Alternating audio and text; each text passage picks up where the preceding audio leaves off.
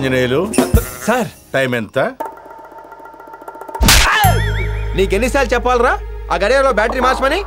ఎండి గారు టైం తెలుసుకోవాల్సినప్పుడల్లా ప్రతిసారి నన్నే పిలవాల్సి వస్తుంది. Early morning 11. అయిపోయిన బ్యాటరీ గురించి ఆగిపోయిన గడియారం గురించి అడగటానికి నిన్ను పిలవలేదు.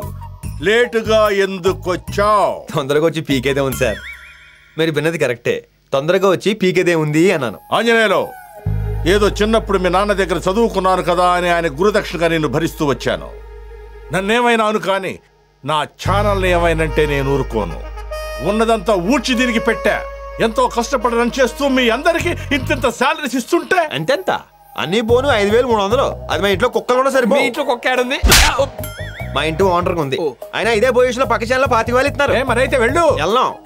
ఇంటర్వ్యూ ఇంగ్లీష్ లో చేస్తారంట. నీ ఒక్కడి వల్ల స్టాఫ్ మొత్తం చెడిపోతున్నారు.